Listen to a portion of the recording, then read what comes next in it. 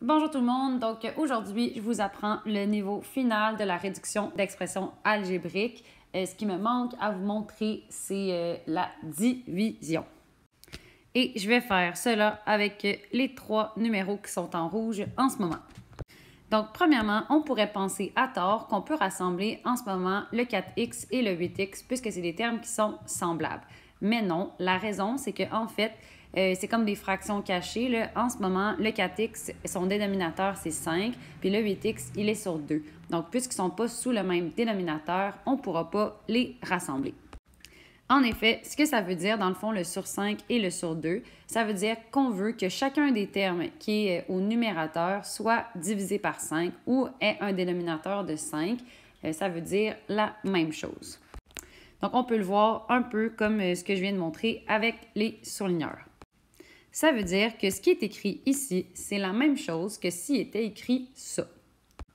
Donc, ce que vous remarquez, en fait, c'est que le 4x est devenu un 4x sur 5, le 3 est devenu sur 5, le 8x est sur 2, puis le moins 4y est sur 2 aussi.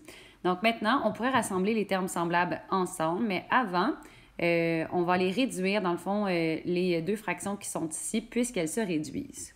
Maintenant que ça c'est fait, pour les élèves qui aiment aller plus vite, vous n'êtes pas obligé de faire l'étape que je pointe en ce moment si vous vous sentez à l'aise de passer directement à la ligne qui est en dessous. Comment faire pour passer directement à la ligne qui est en dessous? C'est qu'en fait, vous savez que le 4, il doit être divisé par 5. Puisque ça ne se divise pas bien par 5, on va le laisser en fraction. 3, il est sur 5, ça ne fait pas un nombre entier si on le divise, on va le laisser en fraction. Par contre, est-ce que 8, ça se divise bien par 2? Ben oui, ça fait 4, alors tu peux l'écrire tout de suite. Puis est-ce que moins 4, ça se divise bien par 2? Ben oui, ça fait moins 2, donc tu peux l'écrire. Donc maintenant, on va aller rassembler nos termes semblables ensemble. Par contre, nos deux termes qui sont semblables ne sont pas sous le même dénominateur. Donc, on va aller, celui-là, il est sur 1 en ce moment. On va aller mettre celui-là sur 5 et ensuite, on va pouvoir le rassembler. Maintenant que ça c'est fait, dans le fond, on va aller rassembler nos termes en x ensemble. Donc, des x, j'en avais 4 cinquièmes et j'ajoute 20 cinquièmes. Ça veut dire que maintenant, j'ai 24 cinquièmes x. Ensuite, on va aller mettre le terme en y parce que celui-là, il est de degré 0 puis celui-là, il est de degré 1. Donc, on va mettre le moins 2y et on va finir avec le 3 cinquièmes.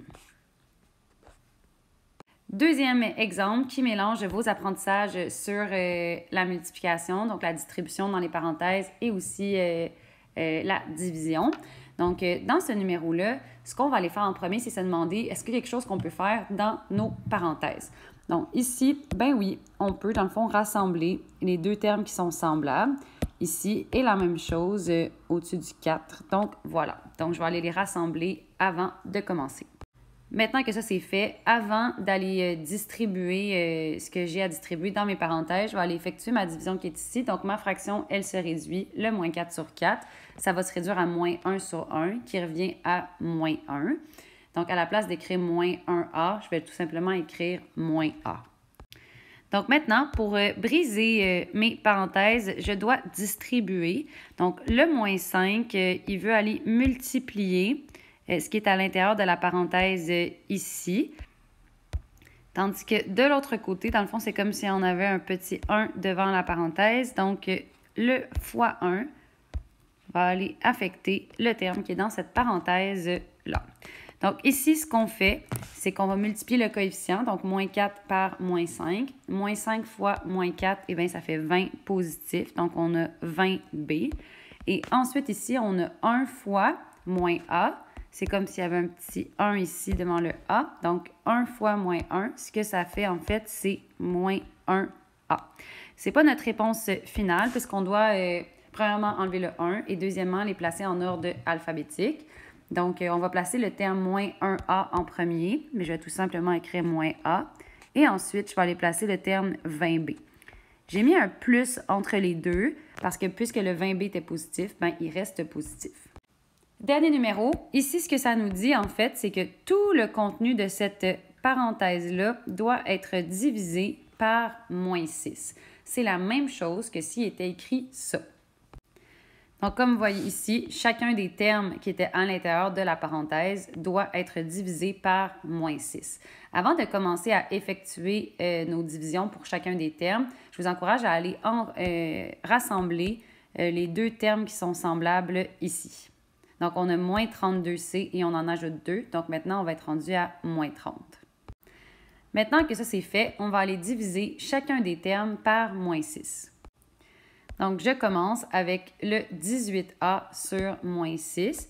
18 divisé par moins 6, ça fait moins 3. Donc, j'obtiens moins 3A. Ensuite, moins 24B divisé par moins 6, on divise les coefficients.